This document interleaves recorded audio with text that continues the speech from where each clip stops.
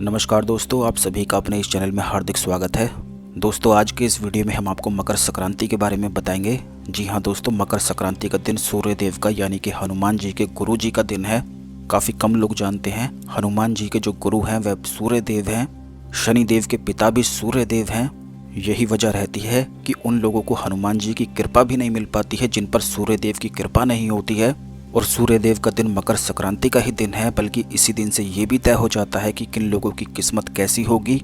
जैसे कुछ लोगों के जीवन में बहुत ज़्यादा दुर्भाग्य चल रहा होता है, तो वो भी दुर्भाग्य इसीलिए चल रहा होता है कि ऐसे ही खास ग्रहों वाले दिनों पर उन्होंने कुछ गलतियों को कर दिया है, जिसकी वजह से उन्हें दुर्भाग्य का सामना करना पड़ रहा है। शत्रु परेशान करते हैं, कर्ज की समस्या उन लोगों को घेर लेती है। तो ऐसे ही ये जो दिन होते हैं बेहद खास होते हैं, विशेष होते हैं, प्रभावशाली होते हैं। और ख़ास करके इन दिनों पर आपको ध्यान रखना चाहिए कि कुछ गलतियों को बिल्कुल भी ना किया करें। अगर आप अपने जीवन में यूं चाहते हैं कि हमेशा सौभाग्य की प्राप्ति होती रहे, दुर्भाग्य हमेशा समाप्त रहे, दुर्भाग्य का कभी आपको सामना ना करना पड़े, तो सौभाग्य प्राप्ति के लिए मकर संक्रांति पर इन कामों को अवश्य ध्यान रखें, जो इस वीडियो में हम आपको बताएंगे।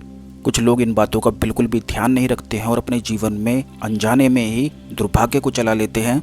तो इस बार आपको दुर्भाग्य नहीं चलाना है, सौभाग्य चलाना है। किस प्रकार चलाना है, कौन सी चीज़ों को करना है, कौन से काम नहीं करने हैं, ये इस वीडियो में विस्तार से आप जान लें। सबसे पहले ओम नमः शिवाय, हर हर महादेव कमेंट बॉक्स में लिख दें, जिससे भगवान शिव की कृपा आप पर हमेशा बनी रहे। क्योंकि भगवान शिव का साथ होना और उनका आशीर्वाद होना एक सौभाग्य की बात होती है।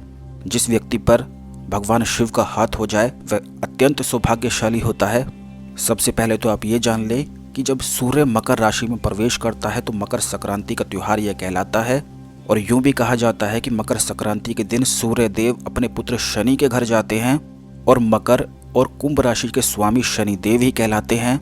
इसलिए यह जो दिन होता है यह पिता और पुत्र के मिलन का दिन होता है और बड़ा ही ज़्यादा सौभाग्य को बढ़ाने वाला दिन हो जाता है। क्योंकि सूर्य और शनि पिता और पुत्र हैं और इनका मिलन अत्यंत सौभाग्य को प्रकट करता है। यही वजह है कि कुछ खास बातों का ध्यान रखना बेहद जरूरी है। क्योंकि अगर मकर संक्रांति के दिन इन गलतियों को कर दिया जाता है तो सूर्य तो खराब होता ही है उस व्यक्ति का, और शनि भी खराब हो जाता है। नौकरी उसे मिल नहीं पाती है, शत्रु परेशान करने लग जाते हैं, जो समस्याएं हमने आपको बताई हैं वो सारी होने लग जाती हैं। सबसे पहले तो आप ये जान लें कि 15 जनवरी को मकर संक्रांति का त्यौहार है। रविवार के दिन यह मनाया जाएगा। और 15 जनवरी को मकर संक्रांति पर सुबह 7:15 से लेकर शाम 5:46 तक मकर संक्रांति का पुण्य काल रहेगा। मकर संक्रांति महापुण्य काल सुबह 7:14 से सुबह 8:48 तक रहने वाला है।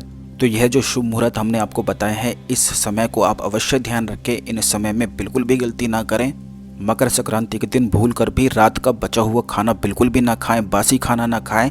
क्योंकि अगर इस खाने को आप खाते हैं तो इससे रोग लगने की संभावनाएं बढ़ जाती हैं।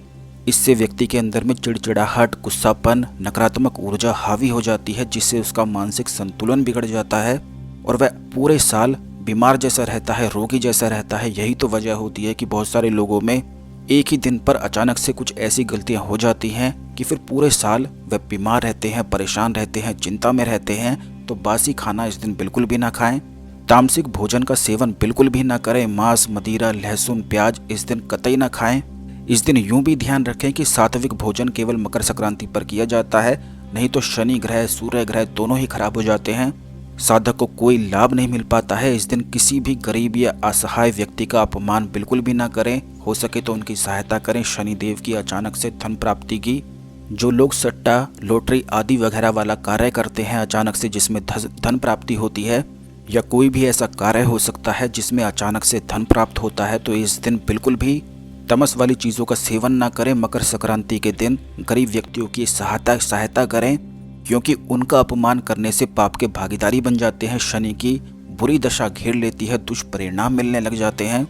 किसी को भी इस दिन अपशब्द ना बोलें। अगर कोई पैसे आपसे मांगने आए, कोई गरीब व्यक्ति आपसे कुछ मांगे, तो उसे जरूर कुछ ना कुछ अवश्य दें। खाना खिला दें, पैसे दे दें या कुछ भी दे दें, जितना आपका सामर्थ्य हो, जो भी आप कर सकते हैं वो अवश्य करें। खास करके सूर्योदय और सूर्यास्त के समय पूजा पाठ इस दिन अवश्य करें, क्योंकि ये पिता और पुत्र का मिलन वाला समय है। इसके साथ ही सूर्य देव को जल भी अवश्य अर्पित करें। मकर संक्रांति पर सूर्य को जल देने से मान सम्मान की प्राप्ति होती है। नौकरी की जो समस्याएं होती हैं, जिनका प्रमोशन नहीं हो पा रहा है, क्योंकि इस बारे में बहुत से लोग हमसे पूछते हैं कि उनका प्रमोशन नहीं हो पा रहा है, तो प्रमोशन प्राप्ति के लिए सूर्य देव को मकर संक्रांति के दिन जल चढ़ाएं और सूर्य मंत्र ओम ह्रीम सूर्याय नमः इस मंत्र का उच्चारण करें। कम से कम 51 माला जाप करें। इस मंत्र का 51 माला जाप करने के पश्चात बरगद वृक्ष की जड़ में जल चढ़ाएं, दूध चढ़ाएं, चावल चढ़ाएं और चीनी भी चढ़ाएं। तुरंत नौकरी में प्रमोशन मिलता है। जिन लोगों की ऐसी नौकरी है जिसमें दूसरे को कन्विंस करना पड़ता है, दूसरे को मनाना पड़ता है, जैसे कि सेल्स वाली नौकरी होती है, तो वो लोग इस उपाय को अवश्य करें। ओम ह्रीम सूर्याय नमः ये मंत्र जरूर बोलें, 51 माला जाप करें और जितनी भी बातें हमने बताई हैं बिल्कुल उसी प्रकार करें। मकर संक्रांति के दिन पितरों का तर्पण करना भी शुभ माना जाता है। इस दिन तर्पण करने से घर में पितृ दोष दूर हो जाता है और पितृ दोष से जो परिणाम चल रहे होते हैं वो भी दूर हो जाते हैं। पितरों की आत्मा को शांति भी प्राप्त हो जाती है। इस दिन सूर्य और भगवान विष्णु दोनों की ही पूजा का विधान है। सूर्य नारायण को यह दिन समर्पित होता है। खास करके इस बात का आप ध्यान रखें कि जब सूर्य को जल देते हैं तो सूर्य को जल देते समय तांबे के लोटे में जल, गुड़, गुलाब की पत्तियां इस प्रकार डालकर अर्घ्य दें और अपनी मनोकामना बोलें। इससे शीघ्र मनोकामना पूर्ण होती है। गुड़, तिल और मूंग की दाल की खिचड़ी का सेवन करें या इन्हें गरीबों में भी बांटें, क्योंकि गरीबों में बांटने से शनि ग्रह की जिन लोगों पर महादशा चल रही होती है तो महादशा दूर हो जाती है।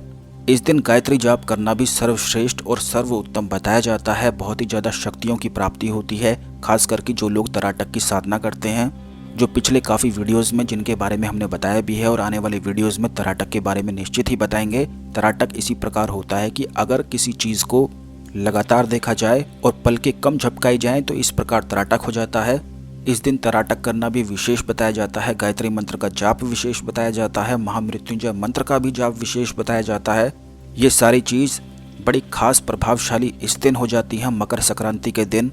इनमें से कोई भी एक मंत्र को आप पकड़ लें या कोई भी तराटक को पकड़ लें और जो आपकी मनोकामना है जिसे आप पूर्ण करवाना चाहते हैं या कोई ऐसा कार्य जिसे अभी आप करवाना चाहते हैं, तो उस कार्य को ध्यान में रखते हुए संकल्प लेकर गायत्री मंत्र का 51 माला का अनुष्ठान कर लें। मकर संक्रांति के दिन यह विशेष रूप से परेशानियों को दूर करने वाला, शत्रुओं का नाश करने वाला, कर्ज से मुक्ति दिलाने वाला हो जाता है। तो 51 माला गायत्री मंत्र, महामृत्युंजय मंत्र, मकर संक्रांति के दिन नवार्ण मंत्र की साधना भी विशेष हो जाती है।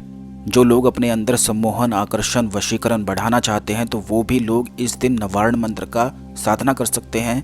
कम से कम 108 माला इस दिन नवार्ण मंत्र से जाप करने से यह मंत्र सिद्ध होता है। सम्मोहन की शक्तियाँ प्राप्त होती हैं, आकर्षण की भी शक्तियाँ प्राप्त होती हैं। जो लोग नवार्ण मंत्र के बारे में नहीं जानते हैं उन्हें बता दें, ओम एम ह्रीम क्लीम चामुंडाय विचे ये नवार्ण मंत्र है। सर्वोपरि देवी दुर्गा का मंत्र है।